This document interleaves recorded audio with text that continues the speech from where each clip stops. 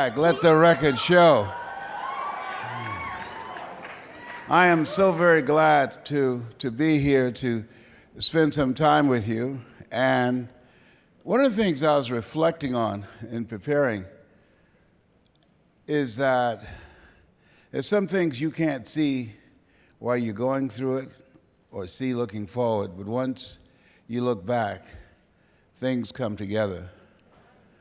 And they said, I'm adopted, and it said my birth mother was in a part of South Florida cutting sugar cane. Met this guy from the Bahamas, and he fixed her some boiled grouper, and she got pregnant. Something in the gravy.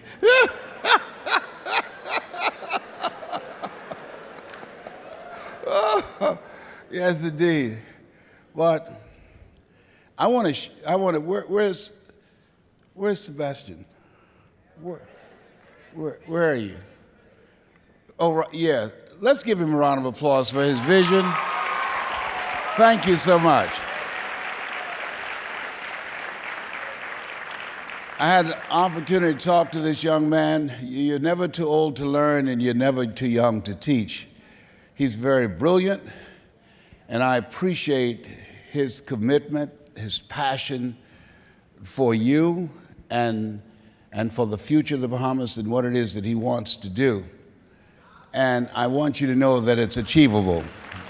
Let's give him another tremendous round of applause.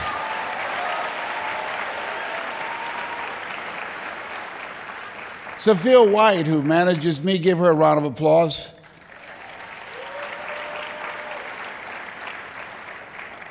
And Gladys Fernanda, she's my business partner here from the Bahamas. Give her a round of applause. Stand up, Gladys. She bought me some ball grouper and some pigeon peas and rice. I say, you hooker the brother up in here. And Denise Zama, my love, give her a round of applause. All right. And business partner. I'm excited about being here, and I want to share with you some thoughts. And I want you to think about some major goal that you'd like to achieve personally, and some major goal that you'd like to achieve professionally. And I'd like for you to think about some goal that you want to achieve in a social context, your contribution. Horace Mann said we should be ashamed to die until we've made some major contribution to humankind. And there's something that I want you to embrace right now. When you leave here, I want this to resonate in your mind and in your heart and in your spirit. And I want you to spread this because words are powerful. My favorite book says, death and life is in the tongue. And that's a strategic message.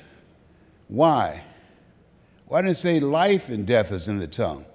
Well, the reason is that most of us speak death more than we do life. And you have to be mindful of what you say because your words have power. In the beginning was the Word, and the Word was God and dwelt among men. Your words have power. And in this room, at this point in time in history, on this day, we have the power for historians to look back and see that this was a catalytic, transformative moment here in the islands. Repeat after me, please. This is. Everybody together. This is our winning season. Say it again. This is our winning season. It's our time to go to the next level. Shake someone's hand on your right and left and say, let's play a bigger game. Do that right now.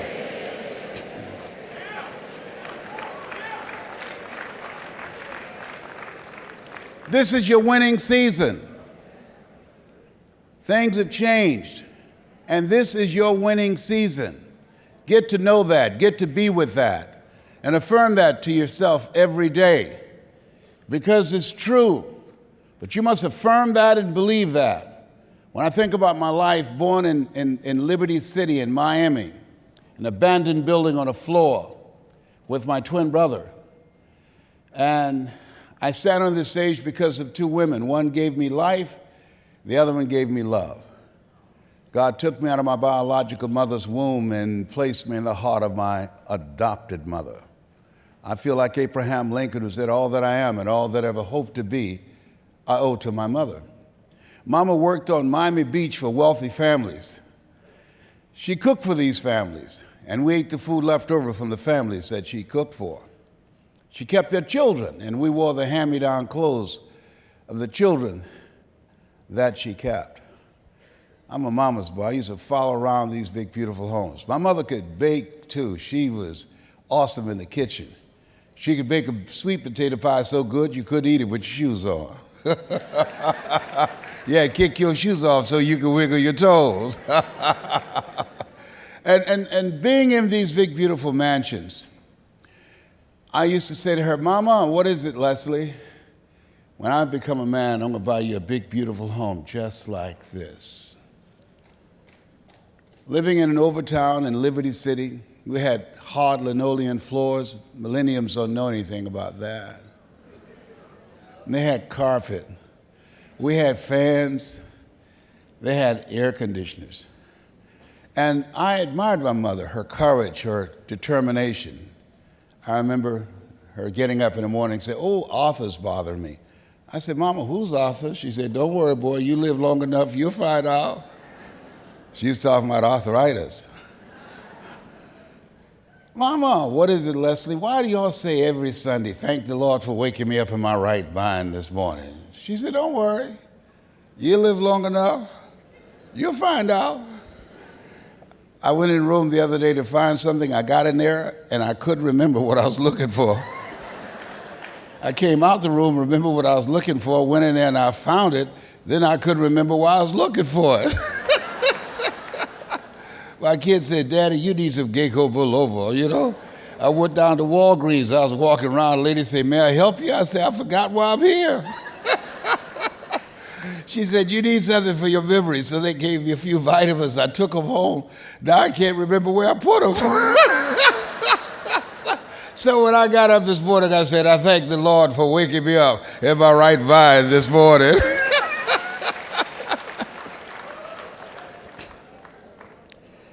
But here's something that I know.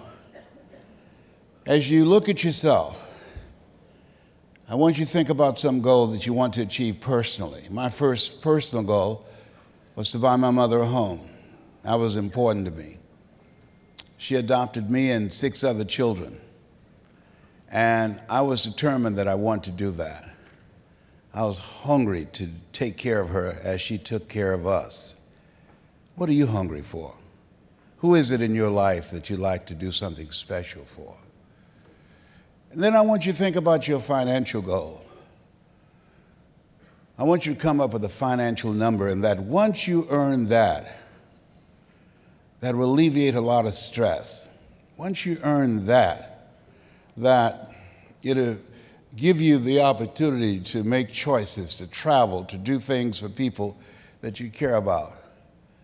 And I want you to think about creating wealth. People say money won't make you happy, but everybody want to find out for themselves.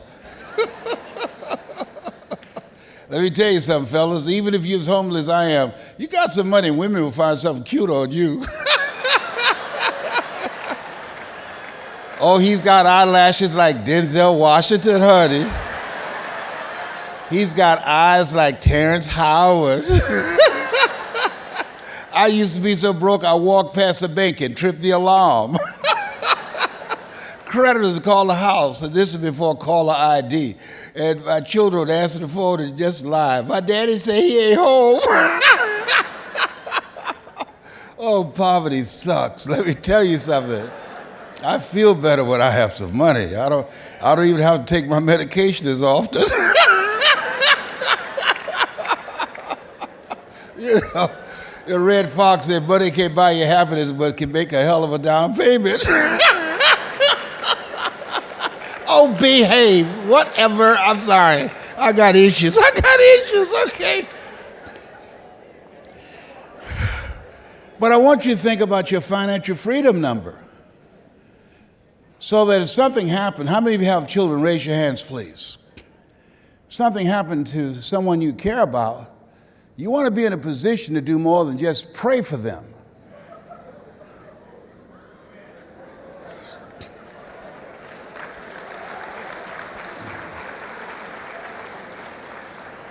My oldest son had a stroke a year and a half ago. And the healthcare practitioners, it costs around $3,000 a week, and it was not covered by insurance. And I was glad that I was able to be in a position to take care of it. You have the ability to create wealth. Now I want you to think about your social contribution. That's what I admire about you. You've decided that you want to give something back to this great island of great people here.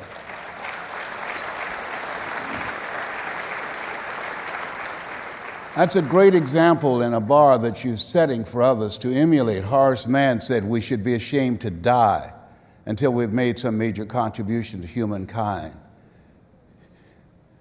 John, one great man, James Johnson, stony the road we trod, bitter the chesting rod, felt in the days when hope unborn had died. Yet, with a steady beat, have not our weary feet come to the place for which our fathers sighed. We've come over a way that with tears have been watered. We've come treading a path through the blood of the slaughtered. Somebody paid a price for us to enjoy the freedoms that we enjoy. Somebody paid a price for that. And so we have a debt to pay.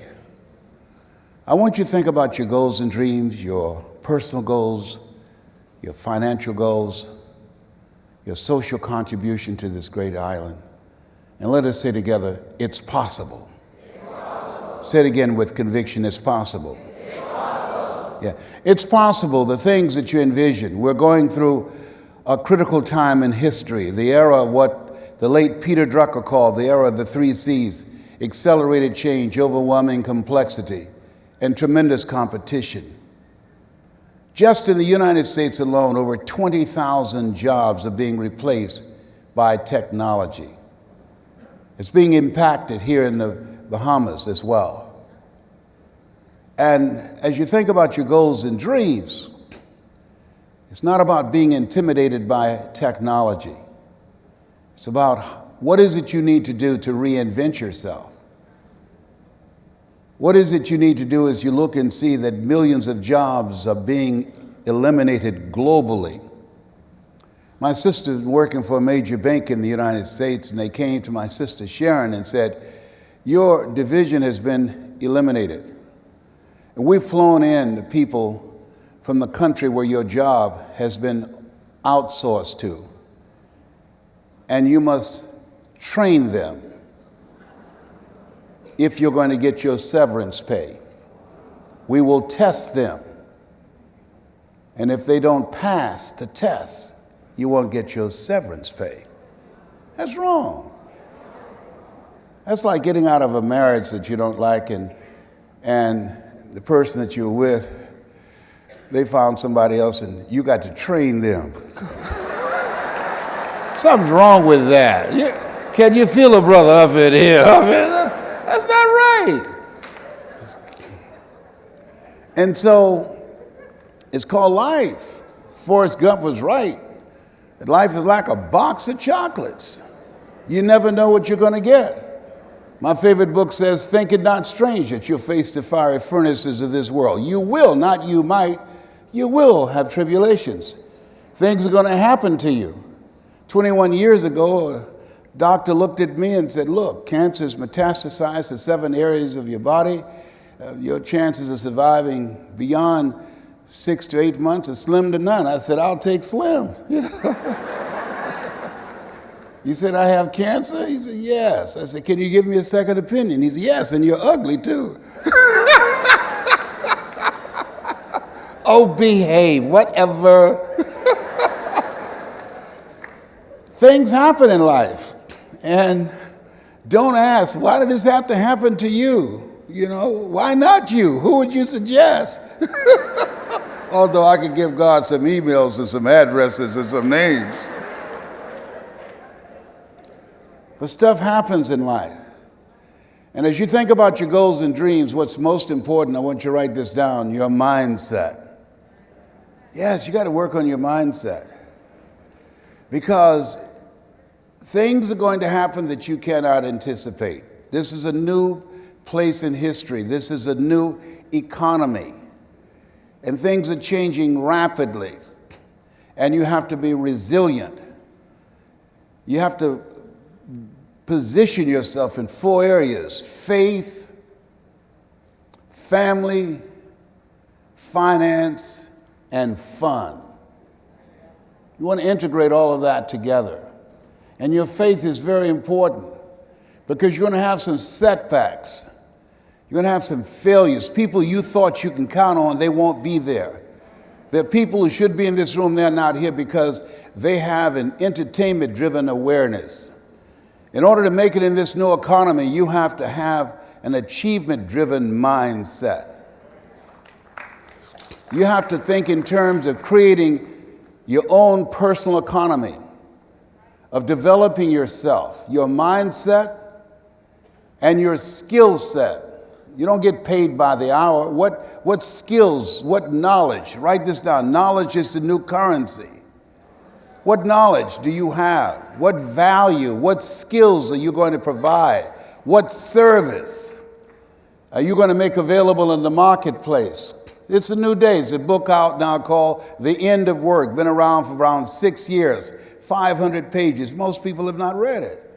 It's talking about how technology is eliminating millions of jobs every day.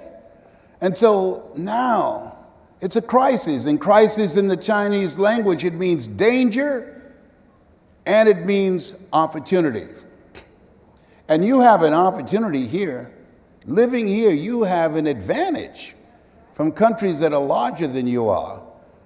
You have an advantage. Come on, Les, what are you talking about? Shake someone's hand on your right and left, look them in the eyes and say, Goliath lost.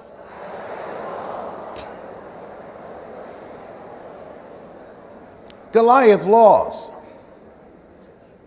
Because you're so small, just over 250,000 people, you have a chance to change the collective mindset, to create a mindset of entrepreneurship, a mindset where people begin to see the value of engaging and learning the things they need to learn so that you can begin to be a go-to resource place, not where people just come to have a vacation, but because of the skills you have, because of the knowledge that you have, because of the value that you provide, because of the service that you provide. Not just to come here and eat and dance and drink and go back home, but come and see this as a destination spot because how you have educated and created a new culture beyond entertainment, a new culture of collaborative, achievement-driven, supported relationships. You have the ability to do that, unlike a Chicago or Miami or New York. Why? Too many people.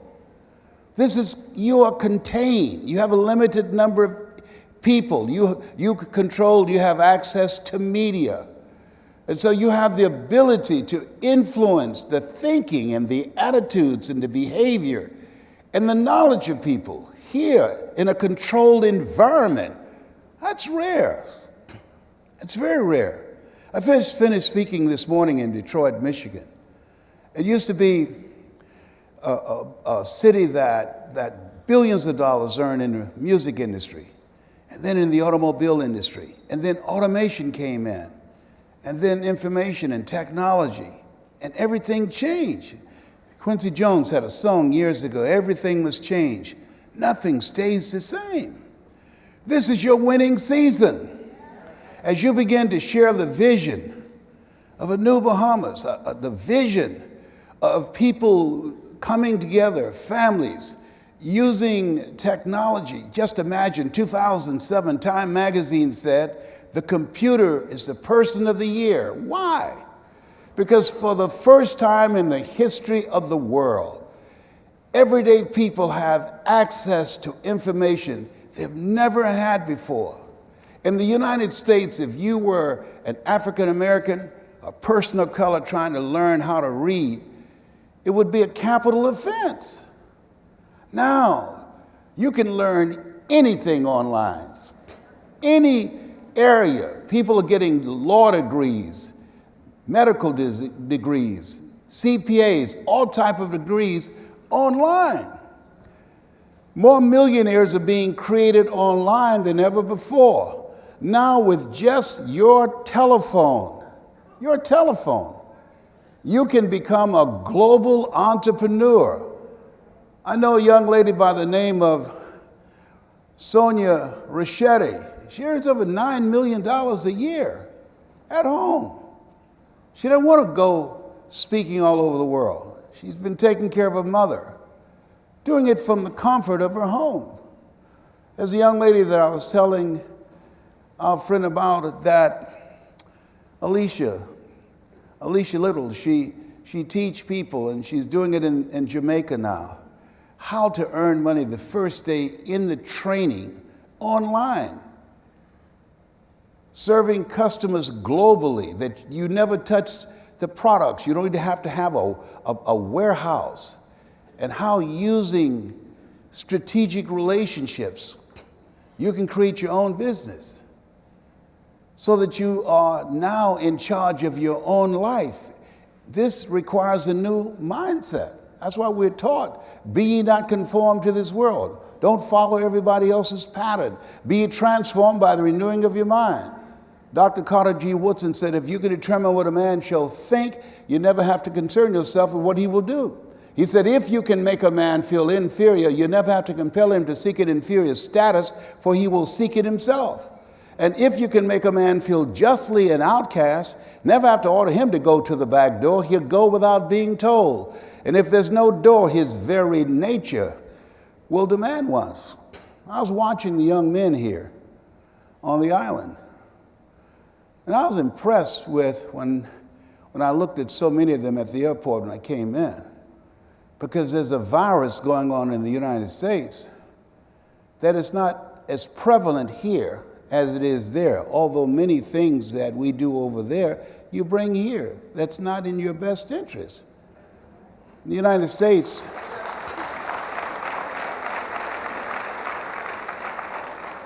they have programming that does not serve people.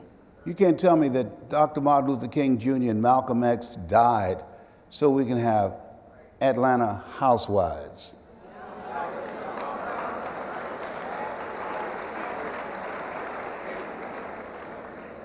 If you go online, look at YouTube and see the vulgarity and the filth and the violence and the ignorance, there's something wrong with that. In order to make it and believe that this is your winning season, you have to hold yourself to a higher standard.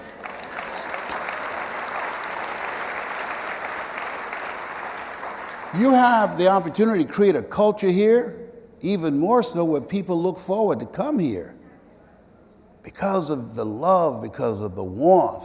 And that's just who you are as Bahamians. A place where people can feel safe and enjoy their family and come and learn and grow and expand mentally and emotionally and spiritually. You have a chance to create and make this the Wakanda. Come on, somebody.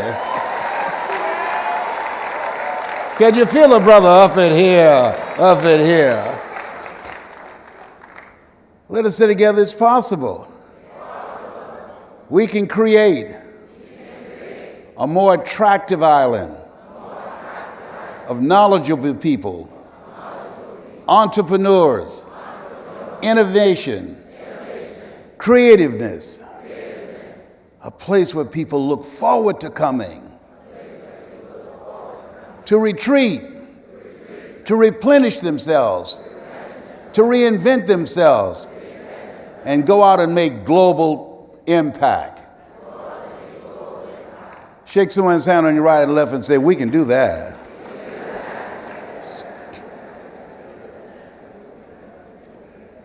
This time that you have to be uncommon. Not only is it possible, but to hold yourself to a different kind of standard. Henry David Thoreau said, do not go where the path may lead, go where there's no path and leave a trail. You don't want to be like everybody else. You want to be uncommon. One guy wrote, he said, I choose not to be a common man. It's my right to be uncommon if I can. I seek opportunity, not security. I do not wish to be a kept citizen, humbled and dulled by having the state look after me. I want to take the calculated risk, to dream and to build, to fail and to succeed. He said, I refuse to live from hand to mouth. I prefer the challenges of life to the guaranteed existence, the thrill of fulfillment to the still calm of utopia. I will never cower before any master nor bend to any threat. It's my heritage to stand erect, proud and unafraid, and face the world boldly and say, this I have done. You've showed up here this evening, and the vision that this island now has for itself in the future, because you are uncommon. Give yourselves a round of applause. Bring your energy level up. Bring your energy level up.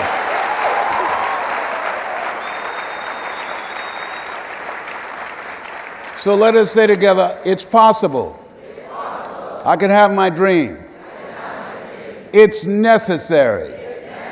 Say it again, it's necessary. See, if you're casual about your dream, you'll end up a casualty. You've got to decide that it's necessary. I told my mother, Mama, I'm going to buy you a home one day. That was not something nice to say. I was serious. I'll never forget, I was driving her at North Miami Beach area, and she saw this big, beautiful home. I drove in that area deliberately. It's on an acre of land and beautiful water fountain in front. And she said, slow down, Leslie. I said, what is it, Mama? She said, look at that big, beautiful home. She said, if I lived in something like that, I'll feel like Mrs. Rockefeller. And she's talking about this wealthy wife of John D. Rockefeller. She read about it in the Miami Herald. I said, you really like that, Mama? She said, yes. And I knew that she would, and I decided that I was going to do it. I want you to think about some goal that you have. And I wanted to be a big goal. That was a big goal. I didn't have the money. I didn't have a contract. I had no idea how I was going to do it. And I'm encouraging you, get a big goal beyond your comfort zone. And don't worry about how you're going to do it. My favorite book says, lean not unto thine own understanding. In all thy ways acknowledge him, and he shall direct thy path. There's some things you can do that you don't know right now, because we've been trained and programmed to be practical and logical and realistic. No. And as a result of that practical, logical, realistic thinking and being conditioned not to want to make mistakes or fail, we stop ourselves. 86% of people allow their fear of failure to have big dreams. Repeat after me, please. Risk winning. Yes, I didn't do what I'm doing now because I didn't want to risk losing or being embarrassed. I used to go see Zig Ziglar and Dr. Norman Vincent Peale and Robert Schuller and Tony Robbins, and my heart said, I can do that. But my mind, being practical and logical and realistic, Les Brown, how can you do that? You don't have a college education. Les Brown, how can you do that? You never worked for a major corporation. Les Brown, how can you, with no money and no resources and no contacts and corporations, develop the level of credibility that somebody's going to pay you to come and talk to them? What do you have to say? How many ever thought about something you wanted to do and you talk yourself out of it? Raise your hands, please. You know what I'm talking about. I never forget, something happened to me. Let us say together, interruption. And that's what I'm doing with you right now. I'm interrupting your thinking. I went in this man's class, Mr. Leroy Washington. He said, young man, go to the board and work this problem out for me. I said, oh, sir, I can't do that. Why not? I'm not one of your students. I'm just here to see a friend of mine, MacArthur Stevens. He said, go to the board and work the problem out anyhow. I said, I can't, sir. And the other students started laughing, saying, he's Leslie. He's got a twin brother, Wesley. Wesley's smart. He's DT. He said, what's DT? He's a dumb twin. And the students erupted in laughter, just as some of you did. And I said, I am, sir. And he came from behind his desk and he looked at me. He said, don't you ever say that again. someone's opinion of you does not have to become your reality. That was a turning point in my life. That was an interruption. On the one hand, I was humiliated. But on the other hand, I was liberated because he looked at me with the eyes of Goethe, who said, look at a man the way that he is, he only becomes worse. But look at him as if he were what he could be. Then he becomes what he should be. See, when I was in the 5th grade, I was labeled educable mentally retarded and put back from the 5th grade to the 4th grade.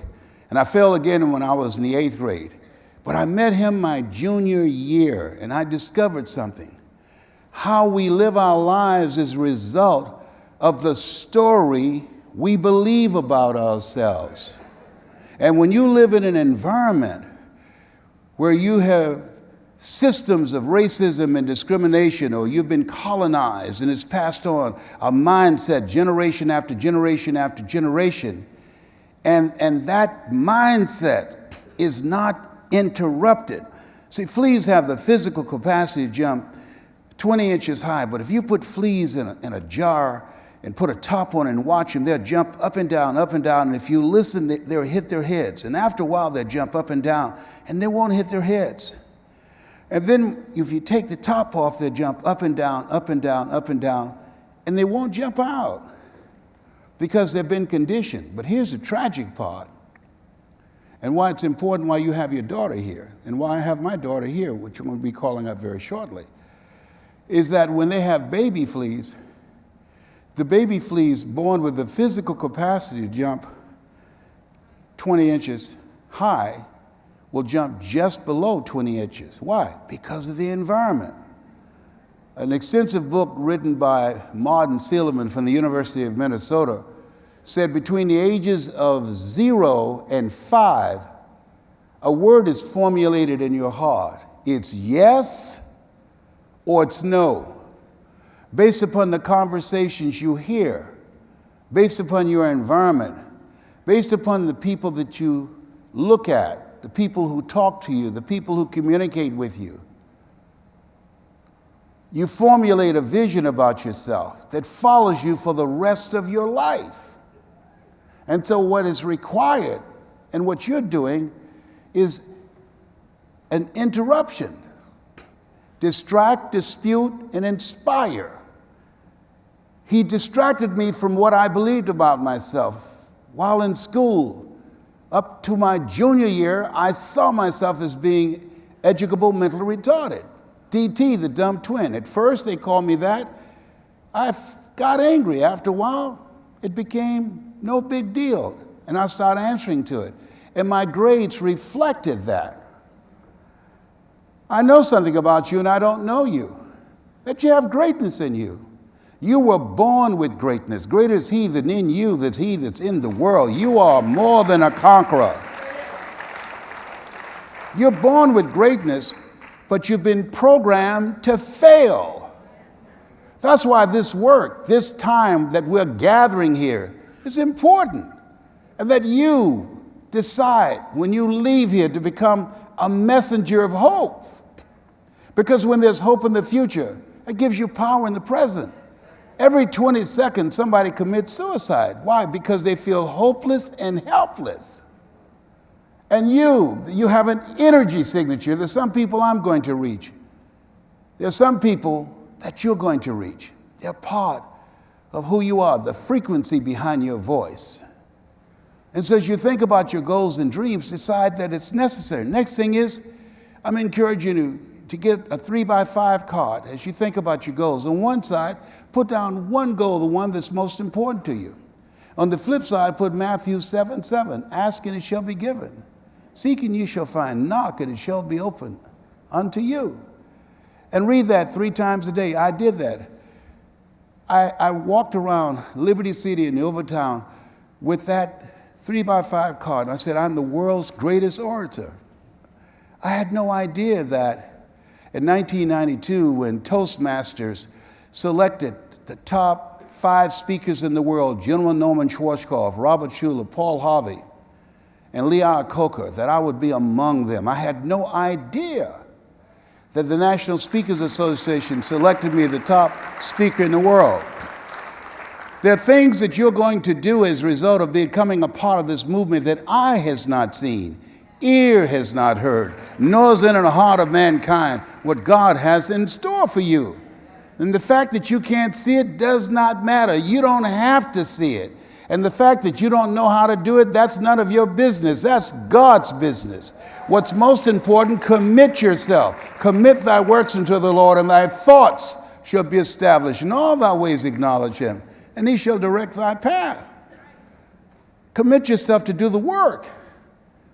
And as you focus on your goals and dreams, and you write your goals down and you review them on a regular basis, what you're literally doing is programming yourself, reversing the mental disrepair, dismantling the current belief system that you now have to create a new reality for yourself. Next thing that's very important, look at your relationships.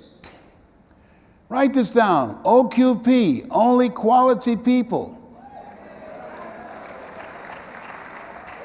In order to be successful, you want to surround yourself with people that you can learn from, people you can grow from. There's some people you need to let go of. Repeat after me, please. Let go. Or be dragged.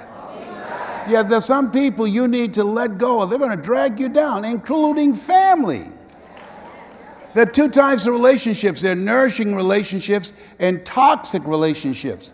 Nourishing relationships, they bring the best out of you. They challenge you. They really grow on you in a positive way. Toxic relationships, they drain you. They'll bring the worst out of you. Les, can I change them? No. It's a full-time job changing yourself. Some people are so negative, they can walk into a dark room and begin to develop. Oh, behave. Millenniums, they don't know about that. They don't know about that. Come up here, Honor. This is my daughter, Honor. Give her a round of applause. Come on, baby. She's going to share some thoughts with you. She said, yes, you're too old to come this way. Come on, go around. She said, they have some steps. Come on, baby. You got to give my daughter a better round of applause than that. Come on. Thank you, Daddy. How are you doing this evening? One of the things that I've learned working with my father nationally and internationally for over 23 years is the importance of challenging yourself. Let me hear you say, I'm going to challenge myself.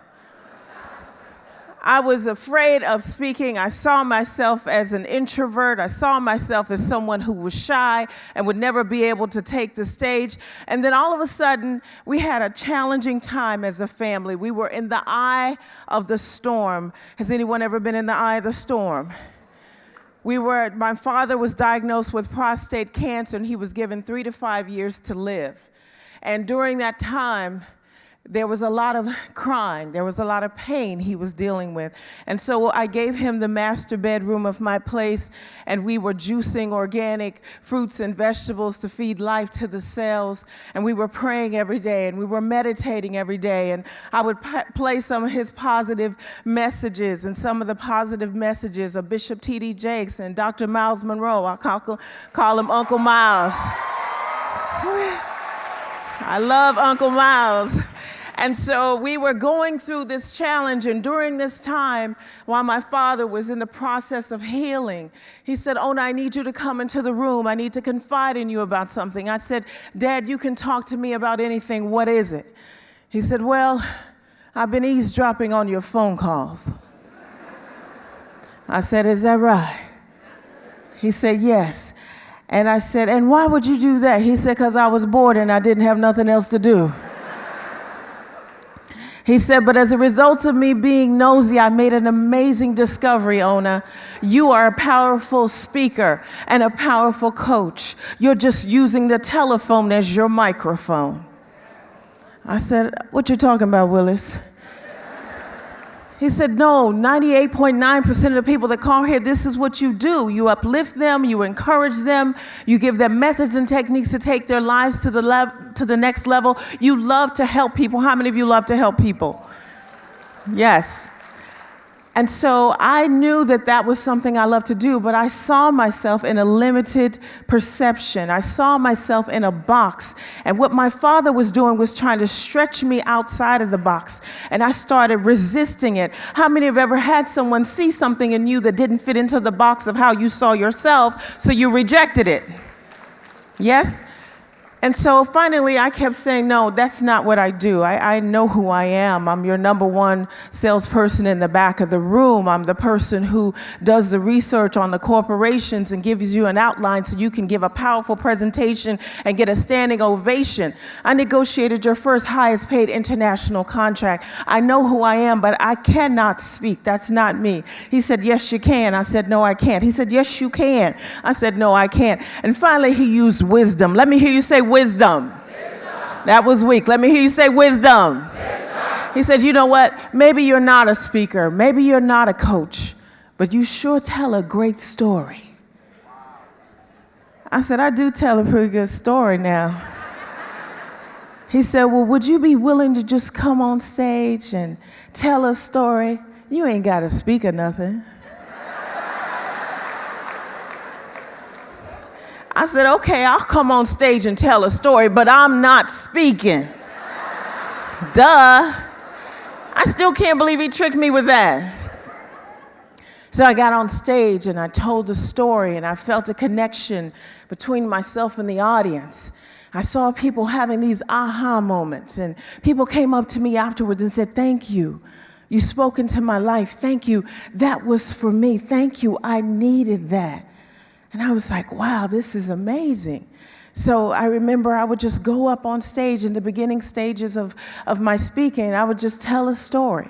And I'd just do like 10 or 15 minutes. And one time I went up and I told a story, and then I threw in a quote, and I backed it up with a statistic, and then threw in a scripture, and I was going for a good 45 minutes strong.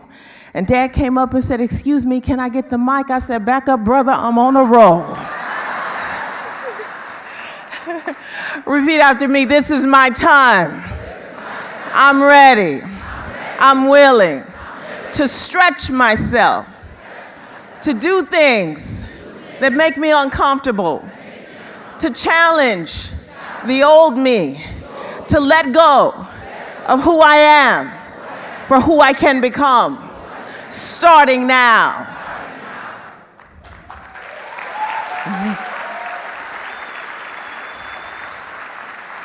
And this is one of the things that I'm so proud of my father, because he's not just a father, he's a friend. And he has really showed my family the power of a made-up mind and someone who is willing to come outside of their comfort zone, which is what Dr. Brian Tracy calls the danger zone. So if you're too comfortable, it's not going to work. Turn to the person on your right and left, say, it's okay to be uncomfortable. So as we look at ourselves, ladies and gentlemen, it's about raising the bar on ourselves and doing things that make us shake on the inside. And that's what my father has been able to do. I remember one time I said, you know what? I'm sick and tired of being this person that stands before you, and I'm ashamed that I don't know how to swim. I know that sounds crazy to you, especially being here. I'm a grown woman who doesn't know how to swim. I'm being honest. I know that's crazy. So I decided that I was going to do something to change this, because I was tired, sick and tired of being sick and tired. Has anyone ever been there before? I've seen 3- and 4-year-olds swim, so I decided I was going to do this thing. And I got in my bathtub and I started practicing the things that I saw people do. And so then I went out into the pool and I decided I was gonna do the swimming thing. And so I'm making my motions, and all of a sudden I lost my footing. And in the midst of me losing my footing, I panicked. So I'm yelling and screaming for help. And I notice no one's coming to save me. I think this is a conspiracy. These people want to see me die. And all of a sudden I heard someone say, "Stand up!" Here I am, 5'9" and a half, drowning in 3 feet of water.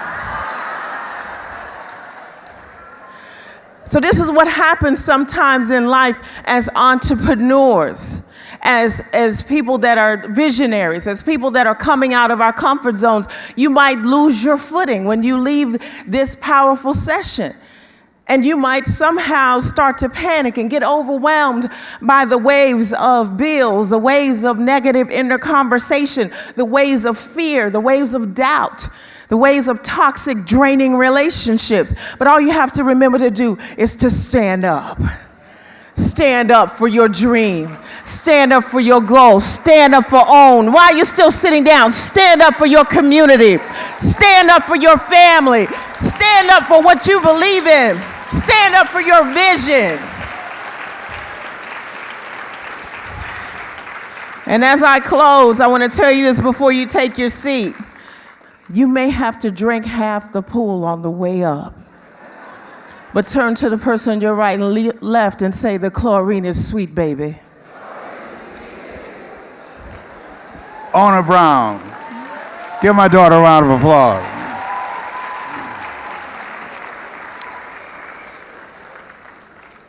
We have a program where we train and teach you how to do basically the things of what it takes to become a global entrepreneur. One is your mindset. I want you to go on YouTube, and I want you for the next 90 days to watch Les Brown speaking in the Georgia Dome.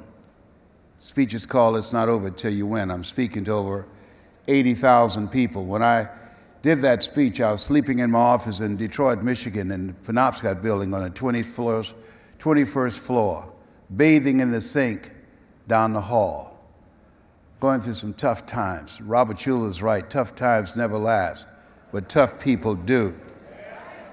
Next thing is, have a goal that will challenge you, a goal that's outside of your comfort zone. Why? Because in order to do something you've never done, you've got to become someone you've never been.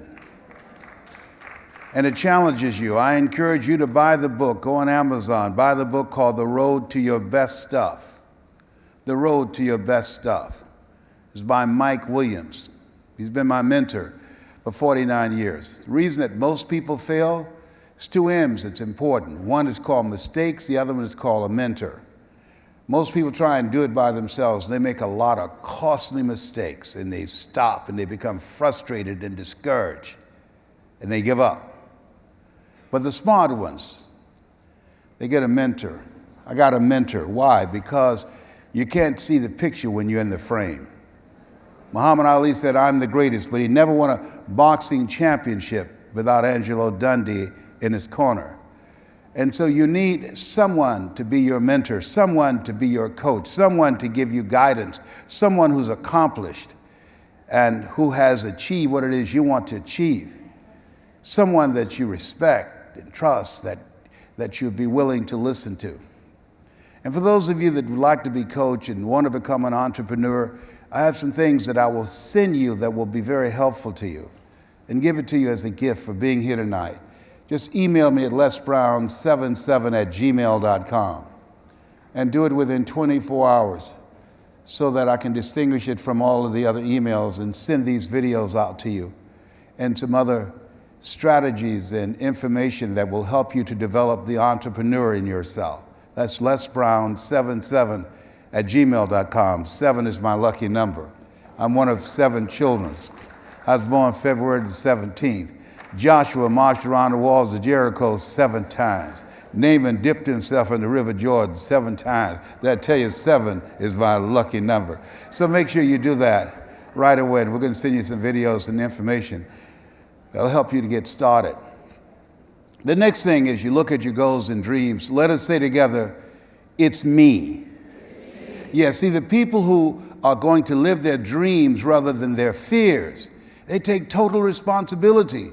George Bernard Shaw said the people that make it in this life, they look around for the circumstances that they want, and if they can't find them, they create them.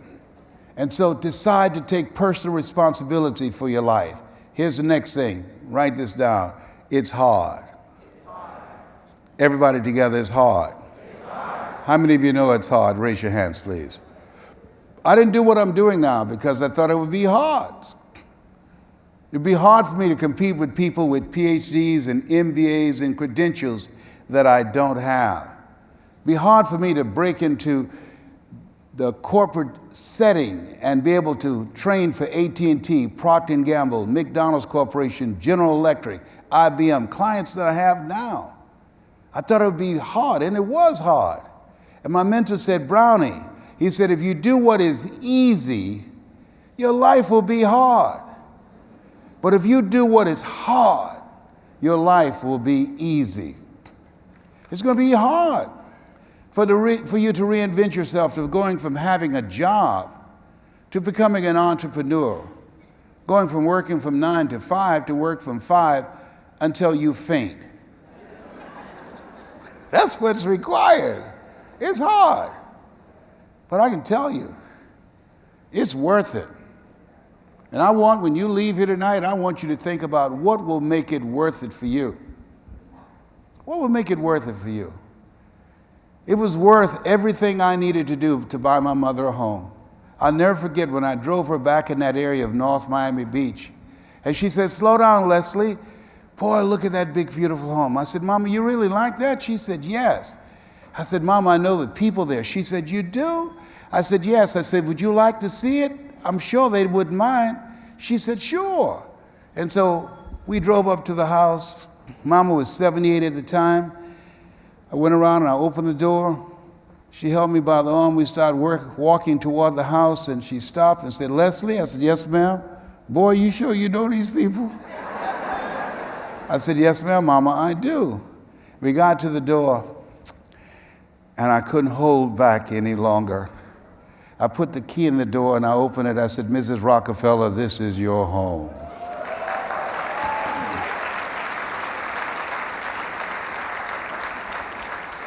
She said, what are you talking about, Leslie? I said, Mama, I bought this for you. It's fully furnished and it's all paid for. She said, Leslie, you didn't have to do this. I said, I know. And you didn't have to adopt us either, but you did.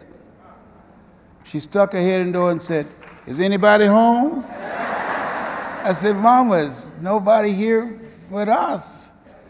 And she came in and she walked around and she looked and she touched the furniture and she said, thank you, Jesus. Thank you, Jesus. No one could have ever told me something like this would happen to me. And she looked at me and she said, and you were such a crazy child. I said, I know, but I got money now.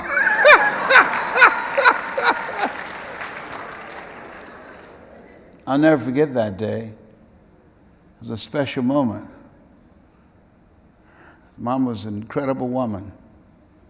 She was a 22-year breast cancer conqueror. God blessed us with her at the age of 89. Let us sit together. It's possible. I could have my dream. It's necessary. I'm committed to reinvent myself, to increase my skills, my value, to make a greater impact. It's me. I'm taking ownership of my life. It's hard. I can do hard. It's worth it. Yes, when you leave tonight, I want you to write down 5 reasons and why you are not going to give up on your dream. 5 reasons and why you will honor your commitment to become an entrepreneur, to educate yourself, to develop yourself for this global economy. 5 reasons. Why? Because Nietzsche said, if you know the why for living, you can endure almost anyhow. But when the tough times come, and they're going to come, you're going to fail your way to success. You're going to have disappointments and setbacks and frustrations. And your reasons will be your rod and staff to comfort you, to maintain your commitment to your commitment. Somebody said, can we really do this? Can we transform our lives? Yes. Can we reduce the recidivism rate in our prisons and the dropout rate and transform the mindset of our children and eliminate HIV, hood-infected virus, AIDS, addiction to incarceration, and death syndrome? Can we do this in our lifetime and create a brand new economy for the island? Can we do this? I remember in 1961, President John F. Kennedy called his cabinet together. And he wanted to challenge them. He said, what will it take for us to beat the Russians to the moon? I remember as a kid, to illustrate that something was impossible, you would say, you have as much chance of doing that as a man going to the moon. And he looked to Wernher von Braun, most brilliant scientist of that day, to his right. And he said, Wernher, what will it take for us to go to the moon?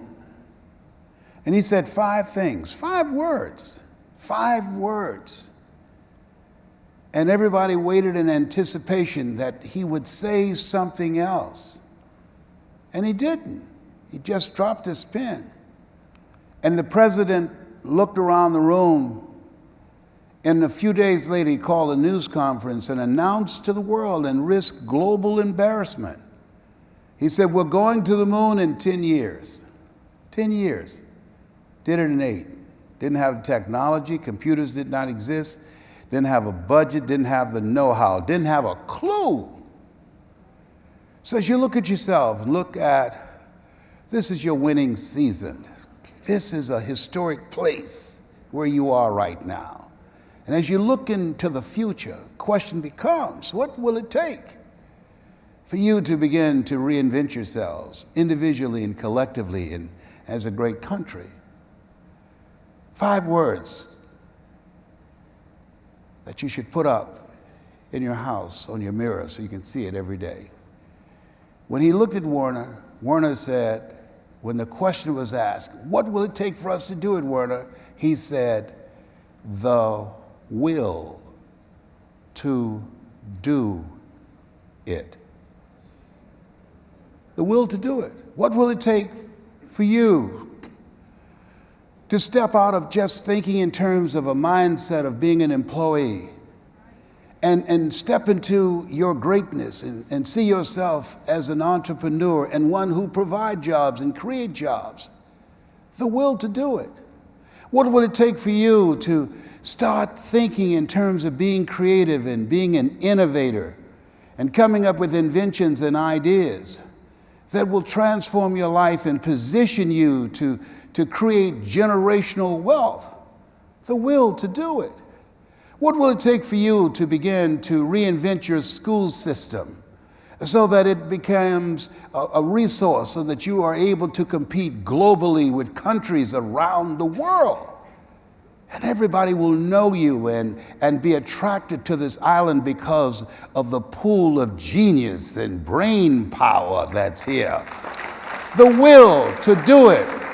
I'm going to ask a question and I want you to say with conviction the will to do it. What will it take for you to come up with ideas that will transform your life and your family's life and be able to create incredible wealth?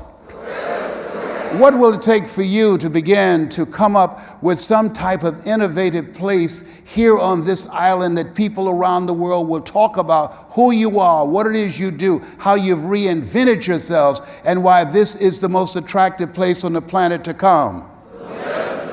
What will it take for you to create new jobs, new industries, new economies with your genius, with your ideas, with your thoughts, and with your dreams? Shake someone's hand on your right and left and say, I have the will. My favorite book says, whosoever will, let him come. So I'd like to leave this with you. I don't know what your goals are beyond why we've gathered here. But here's what I know. You have greatness in you. And when you're pursuing your greatness, you don't know what your limits are. So you act like you don't have any. Here's what I know. Greater is he that's in you than he that's in the world. Here's what I know. You're made in the likeness and image of God. And you've been given authority and dominion over everything on the face of the earth. God asked Adam, Adam, where are you? Not because he didn't know, but because he wanted Adam to think, Adam, where are you? Nassau, where are you in a global context? And I realized that life is a question, and how we live our lives is the answer. And so as you think about your goals and dreams, let us say together, you gotta be hungry. Mr. Washington said, Mr. Brown, what do you want to do with your life, young man? I said, I want to make my mother proud. I want to live a life of meetings, sir. I want to touch people's lives like you touched my life, sir. They call you the great communicator. I want to speak like you. I got to speak. I want to help people like you help me. I've never known my father or my mother, and you spoke to me. You didn't treat me like everybody else treat me, and you made me feel better about myself. I want to be like you. He said, you got to be hungry, young man. What is it you really enjoy doing? I listen to the radio a lot. I like to be a disc jockey. He said, oh, good. Here are my car keys. What's this for? There's a guy named Paul Harvey. He's the world's greatest communicator. At lunchtime, go in my car and listen at lunchtime.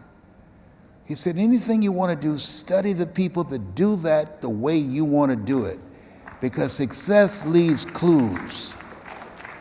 I don't know what you want to do. It might be pursuing a career in finance, in real estate, in medicine, legal profession. I don't know, becoming an entrepreneur, being a speaker, being a life coach. I don't know. But find someone, go online, do research, spend time learning. I remember when I heard a recording that said the average person reads one book a year. He said, if you make the commitment to read one book a month in 5 years, when the average person read 5 books, you'd have read 60 books. That will make you an expert. I did that. And it changed my life. It changed my life. You can do that too. The reason you're here is because you and I are cut from the same cloth. We're branches of the same tree. I only attract millionaires or millionaires in training. Give yourselves a round of applause.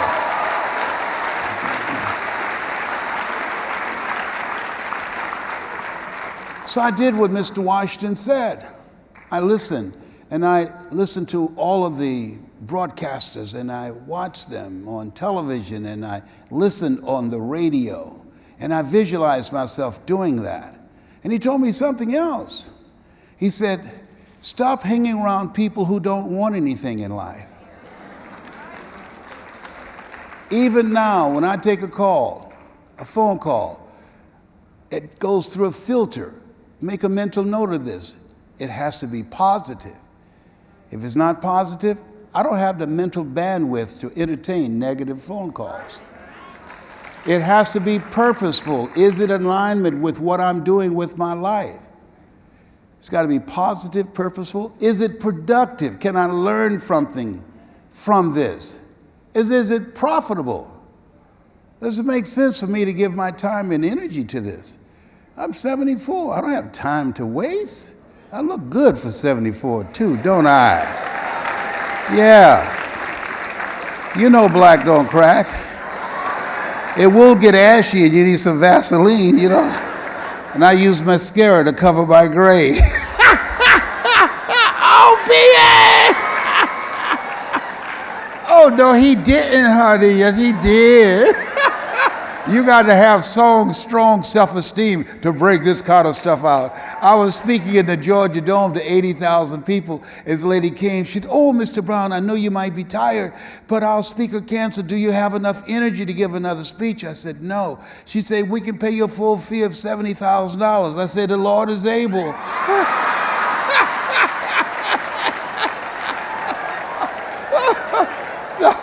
So they took me over to the Georgia World Congress Center, and the audience is close to the stage. And so I said, just a minute. I went in the restroom and I covered the grave. I was sweating, trying to hook myself up, The grave was having a revolution, So I came up on the stage and she wanted everybody to know she knew me, and she kissed me on the cheek. I kissed her on the cheek and left this big black smudge on her face. So I didn't know what to say, so I just sat down. So somebody said, there's something on your face. She looked at me, she said, what is this thing? I said, I don't know. Then so somebody gave her a mirror, she looked. Nobody asked her to do that. This nosy lady getting into Kool-Aid, don't know the flavor. She looks to see the big black smudge on her face. She said, how did this get here? I said, I don't know. You think maybe this rubs off? So now I use waterproof mascara. Sometimes a brother's got to do what he's got to do. But some of y'all need a paintbrush to cover all that stuff up in there. So as you look at your goals and dreams, I studied every day. And I got a mentor, Mike Williams. Write this down. Invest in yourself. Invest in a mentor. Yes, you can't see the picture when you're in the frame. You can't read the label when you're locked in the box. His book is called The Road to Your Best Stuff. It's an entrepreneur's handbook. Make sure you get that. Go on Amazon and download it. The audio version as well as the book, The Road to Your Best Stuff. And I'll never forget when I said, Mr. Washington, I've changed my relationships. I've been practicing. I'm ready, sir. And he says, good. He said, don't forget, you got to be hungry. I said, why do you say that? He said, people that are hungry are achievement driven. People that are hungry believe always strive to get on top in life because it's the bottom that's overcrowded. People that are hungry believe no excuse is acceptable for not giving your best at all times under all circumstances. I said, I'm hungry, sir. I'm hungry to make my mother proud. All my life, people have compared me to my brother who's very smart and my sister who graduated from the University of Miami. I'm hungry, sir. I'm hungry to provide for her and make her proud that she adopted us. He says, good. Here's my card. Go to WMBM radio station. Milton Butterball Smith is the program director. Tell him that I sent you. I said, yes, sir. I went to WMBM radio station. Hello, Mr. Butterball. How are you, sir? My name is Les Brown, sir. I like to be a disc jockey. He said, young man, you have any journalism in your background? No, sir, I don't, but let me audition for you, sir. Let me show you how good I am. I've been practicing, sir. I visualized myself being on radio. He said, no, we don't have any job for you. Have you ever been rejected? Raise your hands, please. I was devastated with rejection. I went back. I said, Mr. Washington, they said no. He said, don't take it personally. Most people are so negative, they have to say no 7 times before they say yes. He said, you got to be hungry. Go back again. I said, yes, sir. Hello, Mr. Butterball. How are you, sir? My name is Les Brown, sir. I like to be a disc jockey. I know what your name is. Weren't you here yesterday? Yes, sir. Didn't I tell you no yesterday? Yes, sir. Then why are you back today? Well, sir, I didn't know whether or not somebody was laid off or somebody was fired, sir. No one was laid off or fired. Now get on out of here. I came back the next day, talking loud, looking happy like I was singing for the first time. I said, hello, Mr. Butterball. How are you, sir? My name is Les Brown, sir. I like to be a disc jockey. He said, I know what your name is. Weren't you here the last 2 days? Yes, sir. Didn't I tell you no the last 2 days? Yes, sir. He said, then why are you back today? Well, sir, I didn't know whether or not someone got sick or someone died, sir. No one got sick or died. No one was laid off or fired. Now, don't you come back here again. I said, yes, sir. I came back the next day, talking loud, looking happy, like I was singing for the first time. I said, hello, Mr. Butterball, how are you? He looked at me betrayed. He says, go get me some coffee. I said, yes, sir.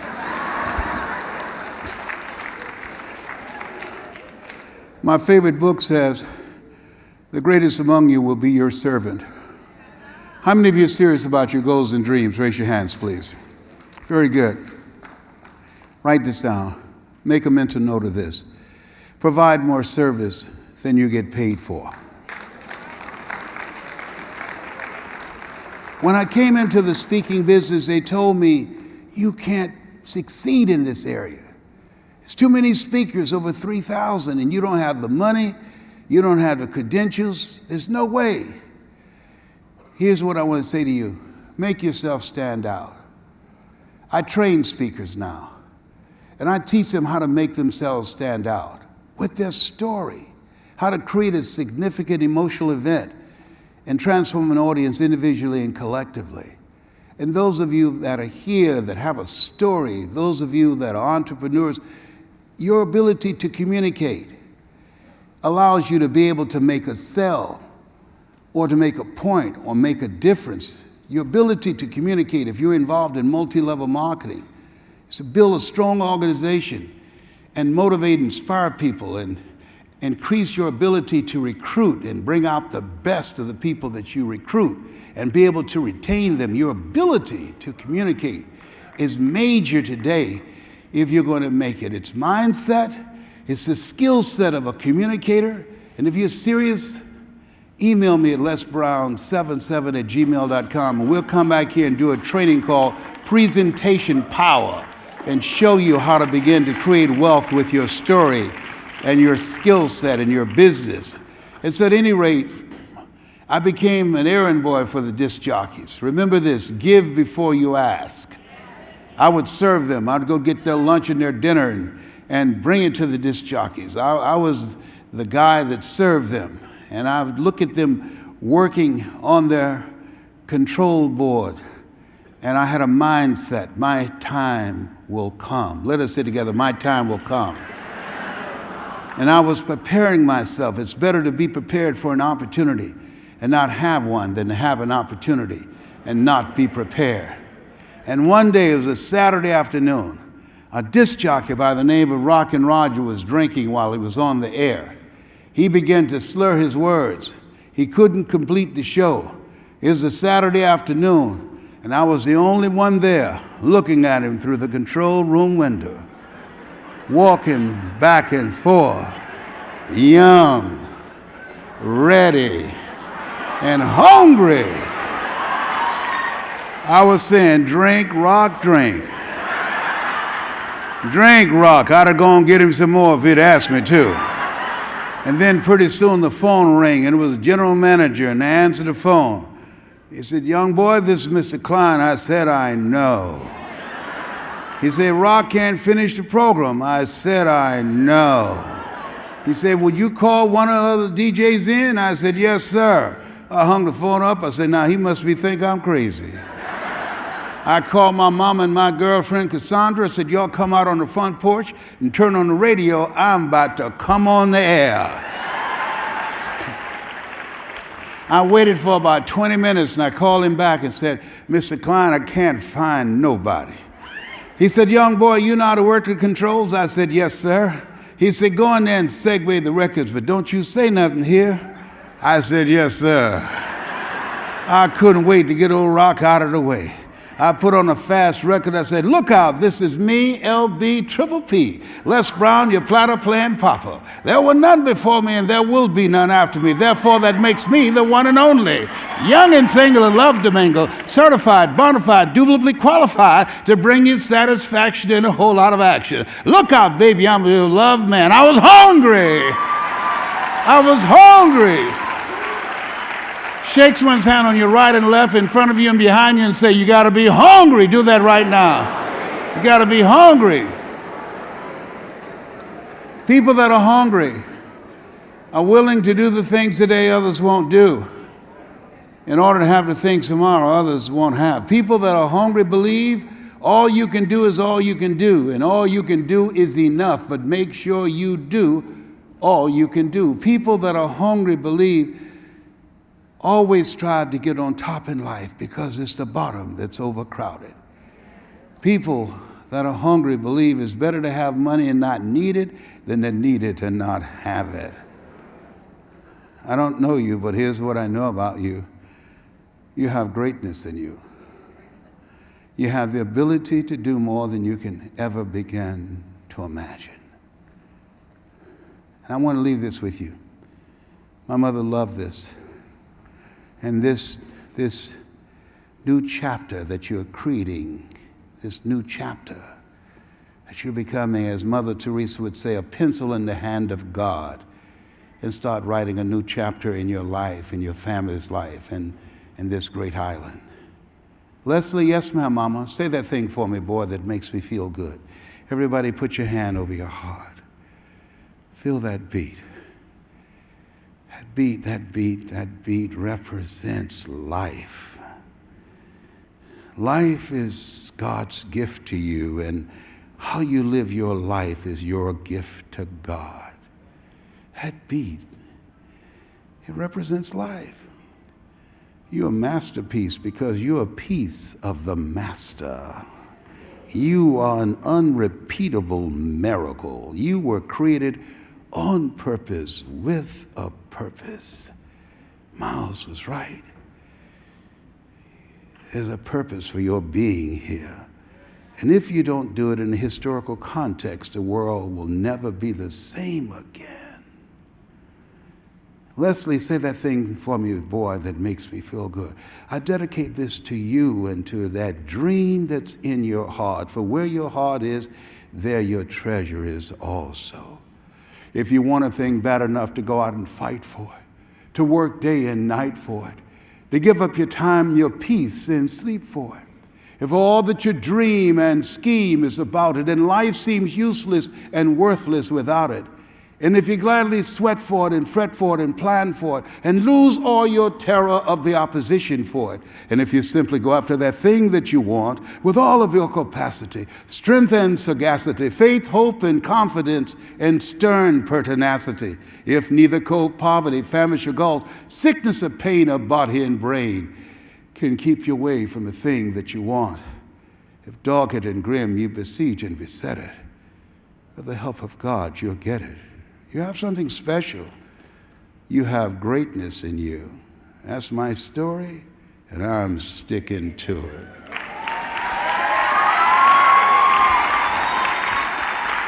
Thank you.